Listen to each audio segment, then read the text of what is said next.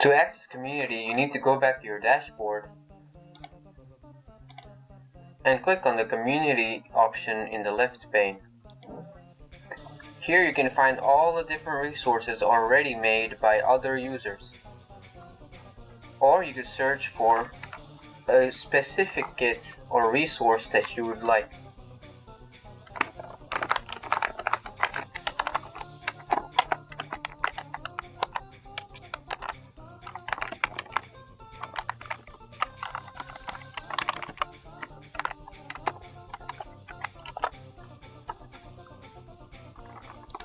Oh, I misspelled it there.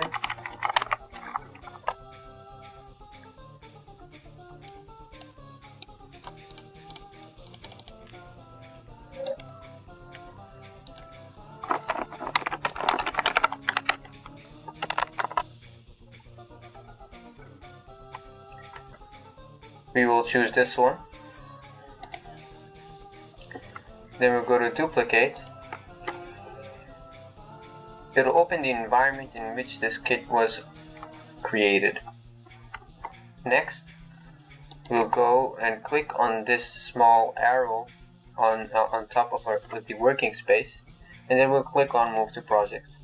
And then we'll select a project we want to have access for this resource. Click on Move and go back to your project page.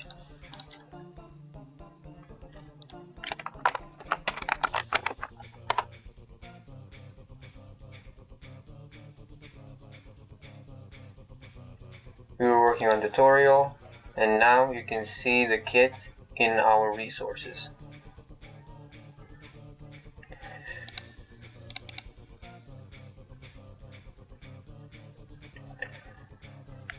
We were working on this last time, and I will show you how to do this, how to recreate what has been made here already. So in the workspace, what we need to do is to have a frame, and that's how you are able to view anything on your prototype. To select the frame tool, go to the top left corner of your working environment and click on frame. You can either drag and make your own frame with the dimensions you would like, or you can choose a pre-made frame from the side on the right pane here. You have phones, tablets, desktop, presentations, watch, paper, social media, Figma community, and the archive. The archive is for older products with different dimensions. For this project, for this tutorial, we will use Android Large, as I am used to working with Android. I will change the background of the working environment as it is the same as the color of the frame. To rename the frame, which you can see in the left panel here in your layers section, you either right click on the name on top of the frame, or you can right click here and go to rename, and we'll rename this page 2. As you can see, it changes right away.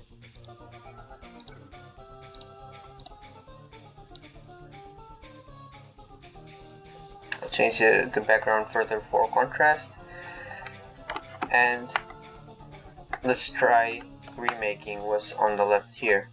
First things first, we need is a rectangle, which you can choose again by going to your tools section in your tools bar to the top left corner of your working station.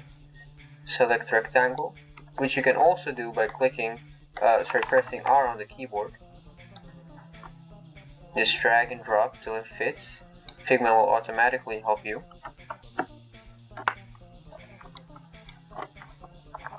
Now we'll add an outline to our shape.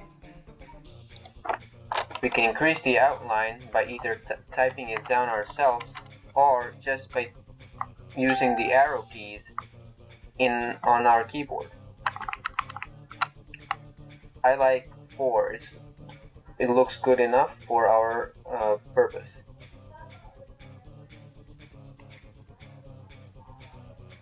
Next, we need to change the color of this rectangle. To do so, you can go to Fill and either select the color yourself or use the color picker. I selected the color from the rectangle which is already present on the side, and as you can see, it has replicated color. You can also use the hex code. Here it is 39, 39, and 39, and as you can see, it's still 39, 39, and 39. However, as you can see, the rectangle here does not have an outline at the bottom, and that is because the rectangle itself does not have an outline. Rather, the frame is the one with the outline. As you can see, zoom out to make sure we have the right weight. Yep, that seems about right. Next, we need to have this image as well. You can input images into your working station by using 2 ways. First is going back to your shapes tool and selecting place image, or you can make another rectangle, center it, and go to Fill, and you will see the options here, and click on image from the list of options. Now you can choose any image you'd like.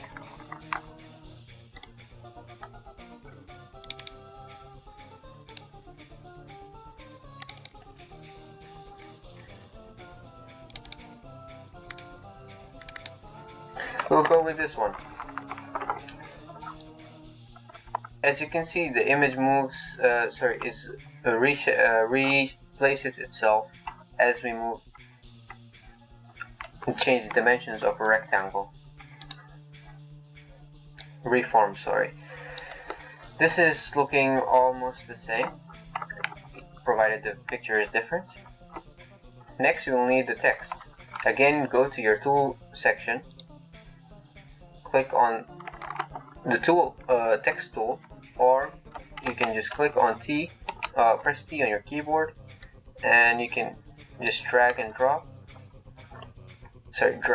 the area you want to have your text in. Again, on the design panel here, you can choose from a plethora of fonts. As you can see, there's a lot of fonts.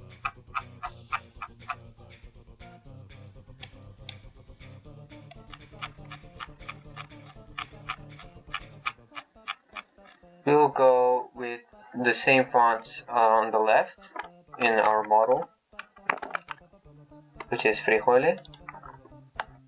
And you can see we have more settings we can change. For example, the font size, the paragraph spacing, the line height, letter spacing, automatic width, automatic height, and fixed size. Figma is very versatile and it has many tools. You can also align your text the way you want, and also align it according to the shape it is in. We can also change the color of the text the same way we can as we change the color of all the other objects. Here we'll write "Welcome to Figma."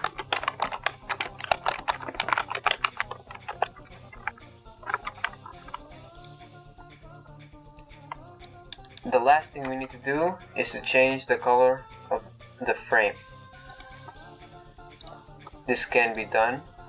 Oh, sorry, that's the stroke or the outline. Here. Either we can do it this way, or like I've demonstrated before, just select using the tool picker. I liked the red better, so I'll keep it that way. Next thing we want is this button. If you remember, the UI kit we imported to our tutorial project, you can find it in the assets section in the left pane.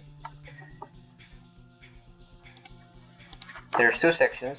We used this one previously, and as you can see here, and that's why it's available in this list. Otherwise, you can go the traditional way and search for one through the different lists provided, or you can search using the task search bar on top.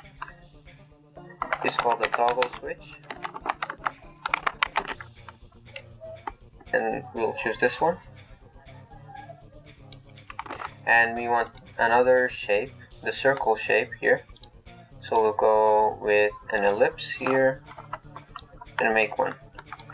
Now, as you can see, it's not a perfect circle like the one on the left. To make a perfect circle, you need to hold down Shift as you're dragging to make the circle. As you can see, it remains a circle no matter how much I move it around. Another way to do it is make your ellipse, and then you can go to your design pane and manually change it yourself.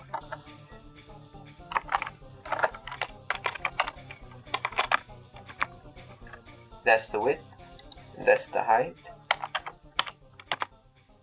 that's our circle. As you can see, it's the same dimensions as the one on the left. This constraint proportions option, when selected, keeps both of these proportions in the ratio that they are already in when you click on this option. So if this was, let's say, 2 times more to 2, and then we clicked on the constraint the proportions, and then we constrain the proportions, it will remain the same. Now you can use the arrow keys on the keyboard to change the dimensions. As you can see, it sticks with the ratio. Change it back here using Control Z. There. Now the next thing we need to do is to make the outline for this circle. So again, we click on stroke, and the one here is thicker, so we'll go with 2. I think that's correct.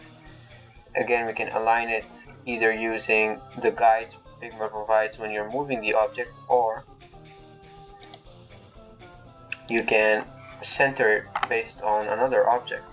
It will choose align it based on the position of the bigger object, so be careful when you're using the align tools on the top here in the design section. This one will center their centers, align their centers. This one will align their extreme rights, as you can see.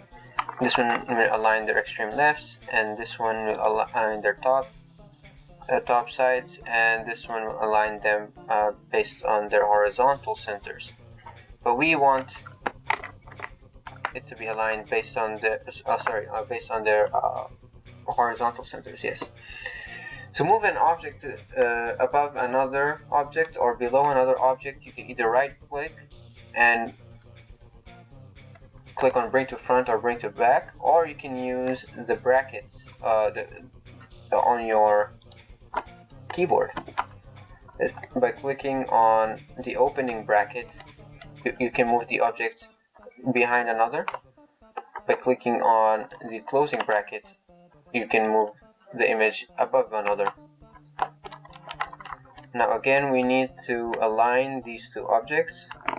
So hold on to Shift and select the two objects. I want to align their centers, horizontal centers, and their vertical centers. As you can see, align. I want to change the background of the circle, again background color, because it's not contrasting with our toggle switches colors. And there we go. Next thing we need to do is to group these together so that we can apply all the settings, similar settings to all of them in one go. Figma also does another thing, is once you group things together or select them together, you can order them based on what Figma likes.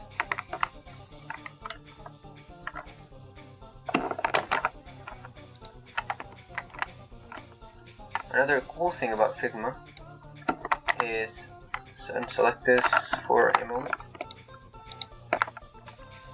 It provides you with lots of tools inbuilt on your working environment, like this. As you can see, I can change the space between the two elements. If I had more, I could do the same. Here. Now they're grouped together.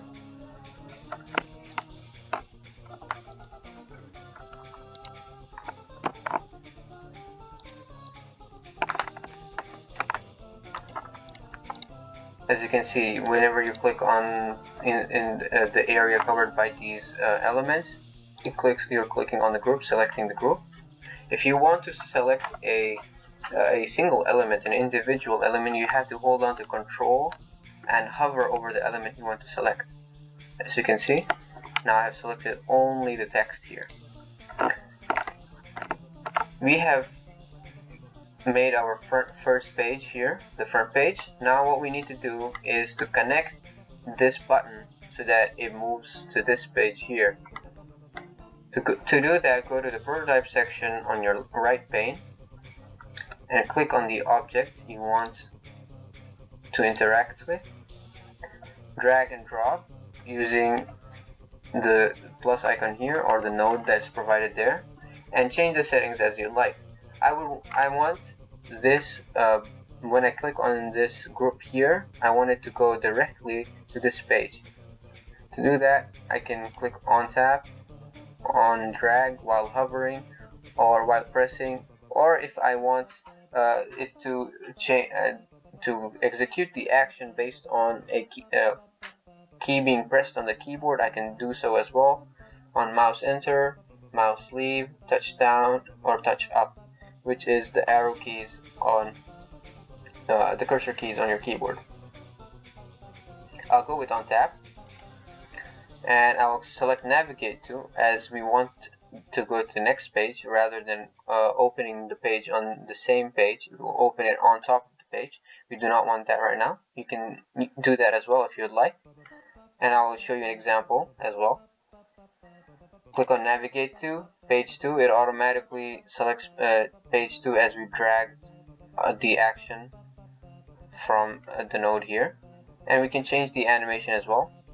It shows how each animation works. Instant is obviously without any animations, and you can select the way these other animations work.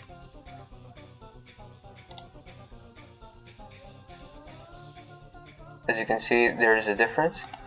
I'll go with Smart Animate, even though there's a very good chance it will not do anything because we do not have many objects or any objects on our second page. What Smart Animate does is it looks at the objects in both frames and tries to find a relation, and based on that relation it will animate it in a very smart way. I'll show this to you in a different project that I've already worked on.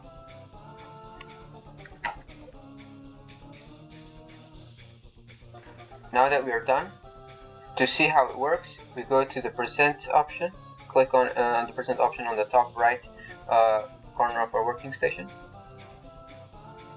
and it'll open the environment in which we can interact with the prototype we have just developed. As you can see, if I click on this button, it'll take me to the second page.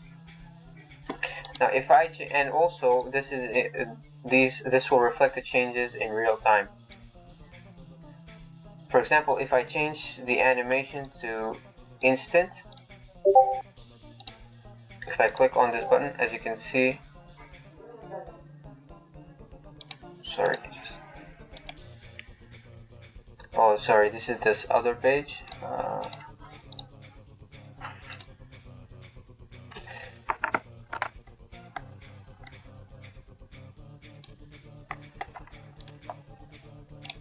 Yes, now as you can see, it's instant now. But again, if I change this to dissolve, you can see the changes reflected here in real time. As you can see, there's a different animation now. You can also change the time it takes for it to happen, so I'll change it to 500 milliseconds. Again, we'll be able to see this reflected in real time. As you can see, it took longer to show a more substantial change. Let's go with 1000 milliseconds. As you can see, it took much longer. Now I'll show you the different ways you can implement your project.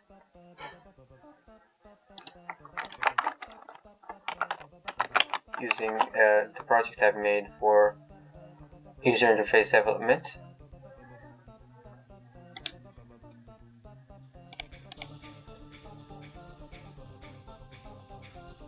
As you can see here, you can also create diagrams of your as to your liking, but we are more interested in how things work here.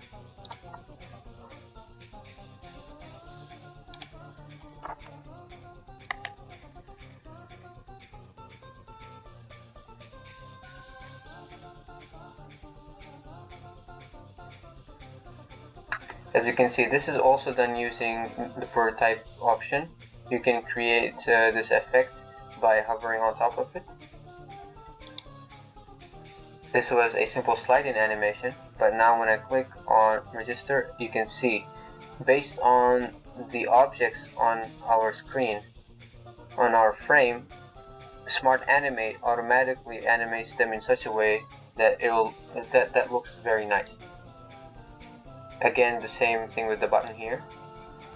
Also, to create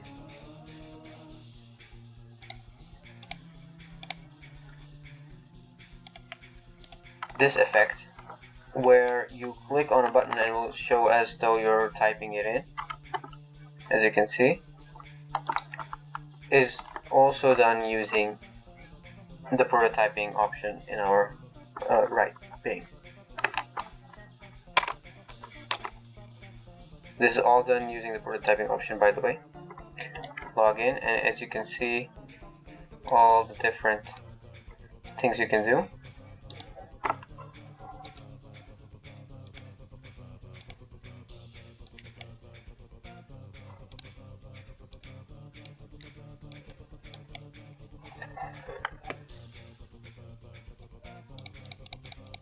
Alright, so this is a component that I've made previously to show how it works. Now we'll go back to our working environment here.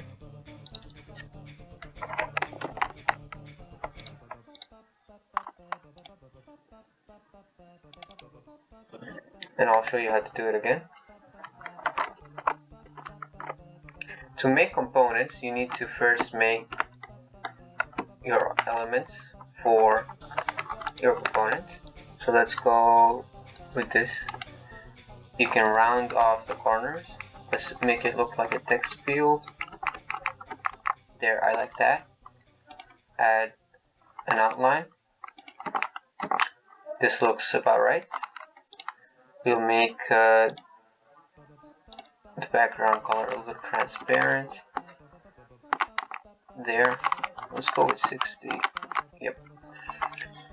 Next thing we want is the text.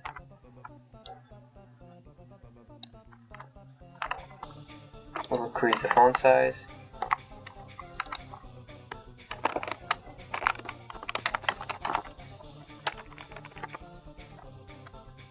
Center a line in our object and keep it to the left as it is. We'll also change the color to a darker color.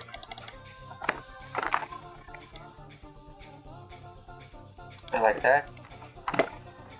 I'll also decrease the base opacity by a little. Next, we need to group these together and then make a group. You can do that by going to settings and group selection, or you can press Ctrl G on the keyboard. Next, we need to make it a frame selection, and then we need to make it into a component by creating the create component or using the shortcut from the keyboard as shown here. Next, we want a variant, and that's how we will show the differences, make the animation. Again, I'm holding on to Control to select an individual element in the group, and I'll change it now. Let's animate it so that each dot shows up once at a time, so it looks kind of like it's loading. There, done. And now click on this group here and create another variant. You can also name the variant based on how it's supposed to react for the component or for the animation, so that you can organize it better and remember what the purpose of that variant later on when you come back to change something. Just like with coding, where you have to have meaningful identifiers. I'll name this text animation second dot, and I'll make a second dot here.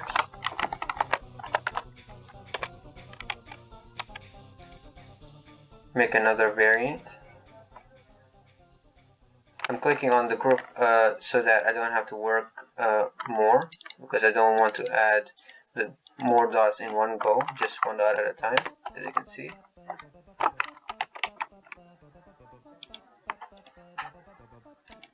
Add variant. We have 1, 2, 3, 4, 5, 6, and 7 dots, so we'll go all the way until 6.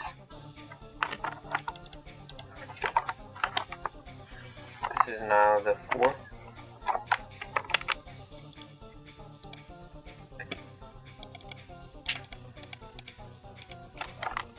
The 5th.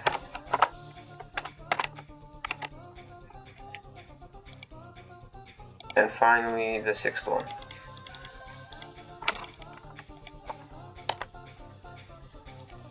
Now we need to create the relations in our prototype section so that it animates like we want it to.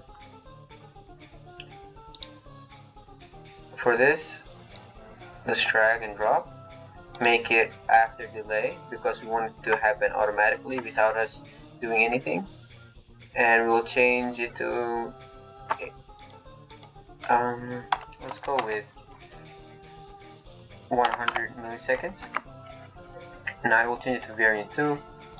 We'll do the same here again after delay. After delay only works with frames, so please keep that in mind.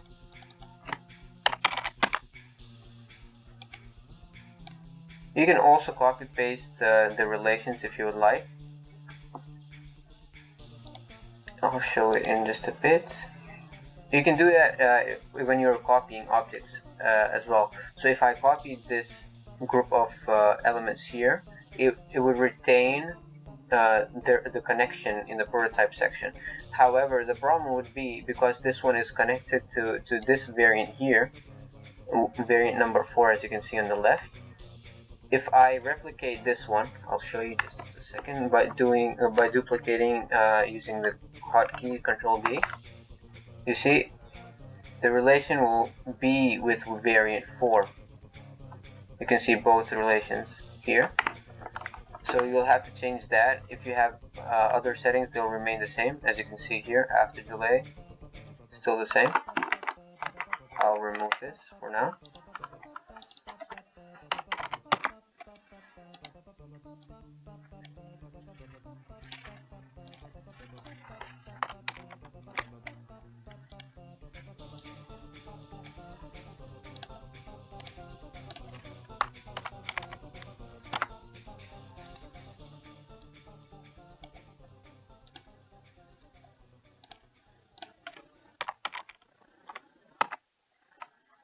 The last relation we need to do is to take it back, to the first variant so that it repeats the process.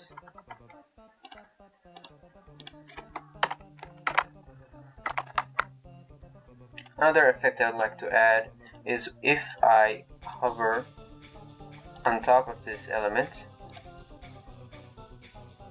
it should do nothing. Now, because we have made this component, let's call it animated text box.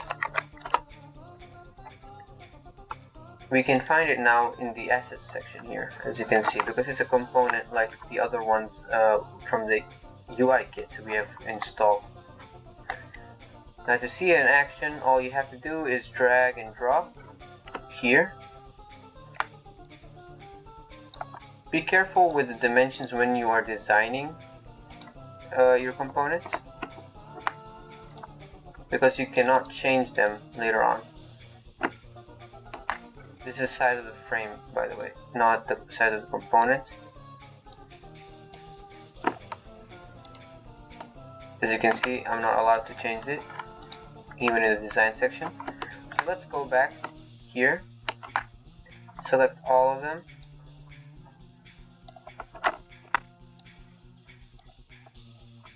and decrease the width.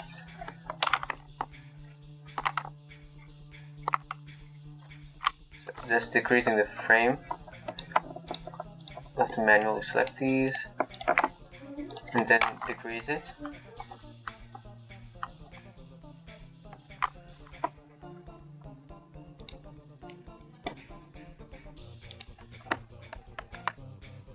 As you can see, it's decreasing the frame, individual frame. Okay, we don't want that.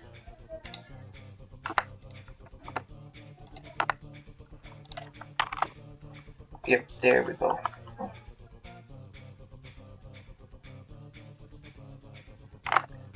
Also, what you can do is you can do basic mathematical operations here. So I can divide this by 2 in the design section, as you can see there. Let's do that with all of them.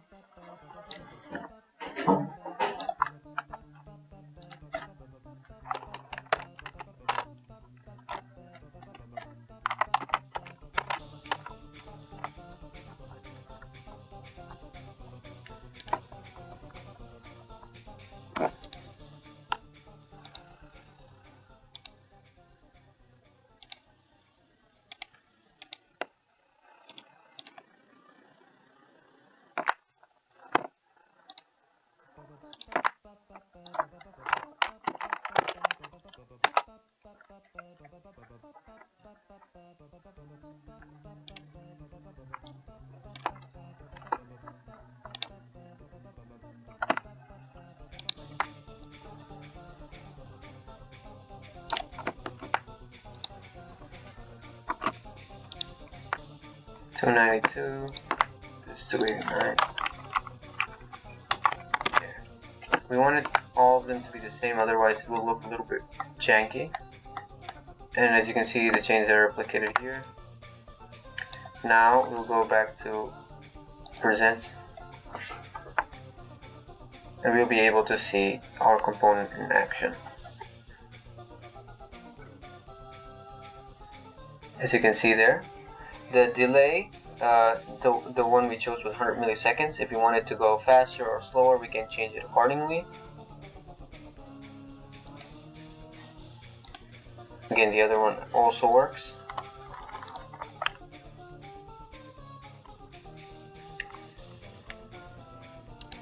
And these are the basics for Figma. If you would like to learn anything else, please type it down in the comments below, or you can contact me personally using my PMU email, which is 2018-01550@pmu.edu.sa.